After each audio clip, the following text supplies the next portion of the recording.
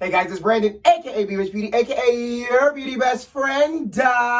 Happy Monday, y'all. How y'all doing out there? Baby, we got a lot to talk about. CIARA and Russell Wilson are launching a new fragrance. There is an update to the versus battle between Gucci Mane and JEEZY, and Tiffany Haddish gets denied using the bathroom. We're going to talk about that and a lot more. You know what to do. Grab your tea, grab your beverage. Let go.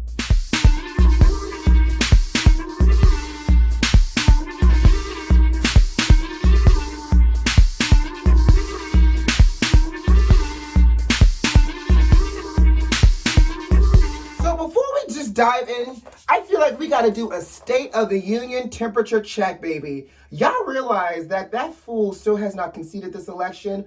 Actually, I take that back. He has conceded in his own weird-ass way, talking about Joe Biden has won the election even though it was rigged and everything else. So he did a series of tweets because, you know, he can't effectively use his words. And I don't know if he's trying to throw a temper tantrum, but he refuses to talk to the media. He hasn't made any public speeches in over a week. But you know, honey, those Twitter fingers be lit. Litty. Anyways, oh, and by the way, did you guys see the herd of the flock of people that went to DC over the weekend for this MAGA march or whatever you want to call it? How much this man still doesn't respect his base? These people convened on Washington, DC for this whole Make America Great Again march, which, by the way, turned out to be quite violent, actually, between the supporters and the people who don't support Trump. Click, clack, and the folks started fighting. But what I think is so petty is this man drove through the herd of people in his presidential motorcade, waving at them as he was headed to go play golf. These people came down all the way down to D.C. to say that they want you to stay in the house of the White House, child, and you rode right through them and was like, I see y'all, but I'm about to go play golf. Thanks for coming. I can't. Like, first of all, I still can't believe anybody actually showed up for this march, let alone expected anything else out of him. But he didn't say anything. Oh, actually he did. Excuse me. Let me take that back. He did talk about how the violence was incited from the Antifa group. You know, the same rhetoric, child. But you notice he didn't say there was very fine people on both sides that started fighting. Again, this is what we are waiting to evict out of the White House come January 20th. Now, speaking of presidential items, former President Barack Obama did a great little interview with Gayle King on Sunday morning. Did you guys watch the interview? It's so cute. Anyways, as he was talking about, him campaigning, obviously, the president is coming out with his new memoir, The Promised Land. I can't wait to read it. But he's obviously doing these press tours for that. He hit the campaign trail to help out Biden. And, Gayle asked him, with all of this is happening, do we smell a little bit of a cabinet position getting ready for you, sir? And he said, baby, no. First of all, I get it. He will always be our forever president. But this man and this family sacrificed 8 years of service to us. Let him be retired. Let him live his life. Let him make his money off of his book deals. Let Michelle, go about her business and not have to directly be in the same spotlight the way they used to be. And so basically he said, first of all, Michelle will be like, you're doing what and where? He goes, Michelle will leave me if I take a cabinet position. And I love the transparency. I love the humor from this man because it's true. If I was Michelle too, I'd be like, you're doing what? No, Barack, sit down. No, Joe is a friend. Joe can come over for dinner. We can give Joe some advice, but it does not mean you need to occupy a seat in his cabinet. No, we retired. We got money. I got book deals. Like, live your best life. So I thought that was kind of cute. He always will hold a special place in our hearts as American people, right? So there's a little bit of an update for the COVID-19 vaccine. The coronavirus vaccine is almost coming to us.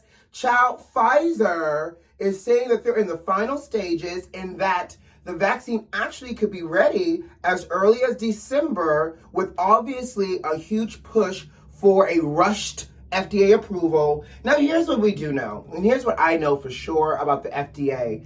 The FDA exists, great, for our benefit, but how many times do we see drugs that take years to come to market that gets approved by the FDA, and fast forward 10 years from now, we see the little lawsuit claim on the television talking about you too can join this group lawsuit because this drug now has you growing 11 toes and a third eye. Like, I don't know if I really want to trust a rushed FDA approval for a whole coronavirus vaccine, but the children are saying that this vaccine is proven to be 94% effective, and that Moderna is also coming out with their version of a vaccine as well that's also still proving to be about 94% effective as well. Now, the good news is it's 94% effective.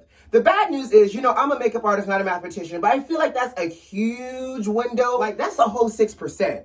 That's not like this pregnancy test might be 99.9% accurate and you got that 0.01% that you may end up pregnant, or that this condom or prophylactic is 99.9% of effective. This is 94%. So that means there is 6% chance that we can shoot ourselves up with this vaccine, go on down to a bar and or super spreader event and still get the doggone coronavirus.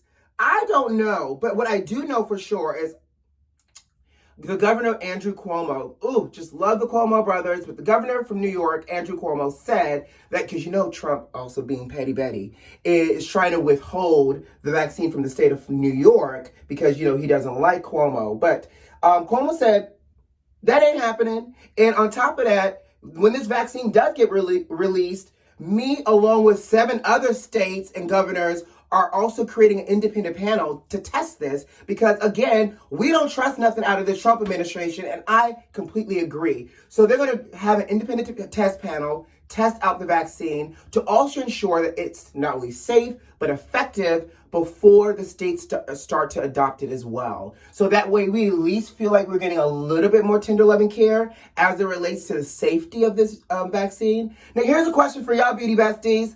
I want to know, and I want you to sign off and let me know.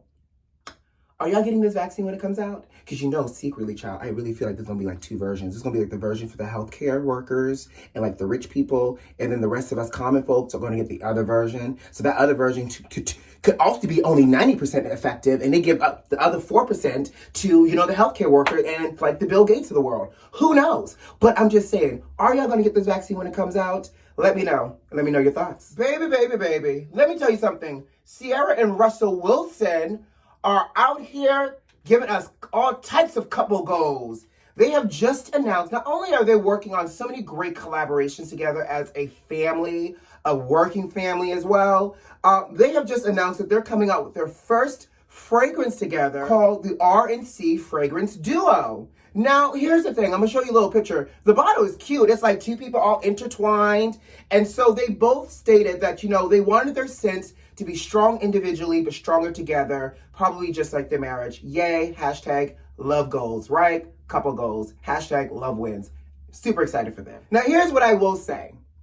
Y'all know the streets have been asking for this prayer that CIARA offered up to all the gods, ancestors, and ancient angels sitting on high for this husband, and she has yet to release this prayer. But what I think is cute, she goes, I'm not going to give y'all the prayer, but I'm going to release this fragrance. So at least you can walk around here smelling like a wife. At least you can walk around here smelling like a husband. And maybe the scent alone can snag you one of these people, and you can actually become a wife or husband. I love it. I love the Wilsons. I love CIARA. Good for them. And a portion of the proceeds is actually going to go to their foundation as well. So again, they're selling and they're also trying to reinvest into the community and do great things. Again, hashtag couple goals. Darling, so over the weekend, apparently Tiffany Haddish went on her own little diatribe, honey, talking about F McDonald's. She went to the McDonald's in East Los Angeles, child, because she said she had to go pee, and that she went into the McDonald's. I'm going to try not to laugh and get through the story. She said she went into the McDonald's, and the woman was like, the bathroom is broken. So Tiffany was like, well, I'm going to buy some things. She goes, can I use the men's bathroom? And the woman was like, no. And so she goes, well, I'm a man. Y'all can see Tiffany Haddish saying this, right? So the woman goes, nope, you can't use the men's restroom either, and you got to buy something in order to use the bathroom up in this place. Now, Tiffany went on to say, though, that the coworker that was also there with the rude woman was a lot nicer. She said she asked the woman, is there a place where I can go use the bathroom? And the original rude woman was like, I don't know. But she said the coworker said, go across the street to the Burger King. So Tiffany said she went over to the Burger King, y'all, where she could get it her way. And she said that they were super nice. She went to pee and she bought, a lot of food, or basically like $100 worth of food. Girl, who's eating $100 worth of Burger King? Child, that is on nobody's diet. It is a great recipe for congestive heart failure. I hope you gave it out to the homeless. It's East Los Angeles, child. There's homeless people roaming around everywhere. I hope you bought all that Burger King, grabbed you a little Burger King crown hat for your head, sis, and went out into the streets and did some good old God's work on a Sunday and passed out some hamburgers to the sick and needy. But nonetheless, she's being Tiffany Haddish and being super petty. She said, I hope this woman has to pee so bad one day and she can't go pee because of the way she treated her. Child, you know what they say about karma. It comes back around. Are you guys excited for the versus battle between Gucci Mane and JEEZY? Well, so y'all know, let me go ahead and put out the disclaimer. Y'all know he listens to his 90s R&B old school music. So I'm not a huge Gucci Mane and or JEEZY fan, but I will say this. I was actually looking forward because I think it was going to actually be Gucci Mane and T.I. But baby, I don't know what happened, but T.I. said, count me out, bruz, and count JEEZY in. So apparently now it's JEEZY and Gucci Mane that's going to be doing a versus battle this week. In addition, I didn't know, and this was interesting, right? Because, I had to do the research, because, I believe in giving y'all actual tea, not alternative tea. So apparently, Gucci Mane and JEEZY had a whole beef. And not like a quarter pounder and cheese type of beef, but like a whole shootout, boom, boom, boom, diss tracks type of beef. So here's the story. Grab your teacup. In 2005, apparently they did a collaboration together called Icy. Yes, I did not know that either. I will be listening to it today. Icy. And from there, apparently, JEEZY is saying that he did not get paid for his part that he contributed to the song on Icy. In addition, there was also some back and forth, a little hoop and a hawing about who would release the song first on their albums.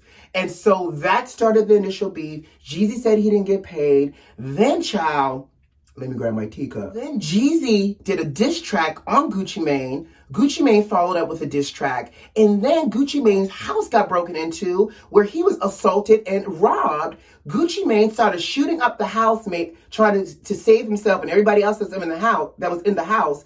But Gucci is saying that he felt like JEEZY set him up for that robbery. So apparently this beef goes way on back to 2015. So I'm only tuning in because I want to see how this beef is going to manifest itself. Like, did they have a whole glow up? Gucci lost all that weight. He's married now to this beautiful woman. He has a baby, if I'm not mistaken. Now, I just need to know, has the glow up squashed the beef? Are we going to see remnants of the beef on stage, like between, or is it going to be like uncomfortable and slightly awkward, like the way Monica and Brandy was on stage? I have so many questions. But for those that might be Gucci Mane and JEEZY fans, y'all make sure y'all tune in for this versus battle, honey, because I'm sure it's going to be epic. Meanwhile, T.I. is over there counting somebody's check, honey, watching all this foolishness go down. Ha ha!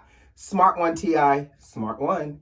Anyways, I got to go. I hope you have a great week. I hope you had a great weekend as well. I'll see you on Wednesday for our midweek check-in. But in the meantime, you know what to do. Subscribe to the channel if you like this video if you like. And by the way, not only leave me a comment, but go ahead and turn on those notifications because word on the street is y'all aren't getting the notifications when I drop these videos, honey. So I don't know much about technology, but y'all might need to toggle that little button, turn it off and turn it back on. But make sure your notifications are turned on so you don't miss a moment of your beauty best friend who loves you.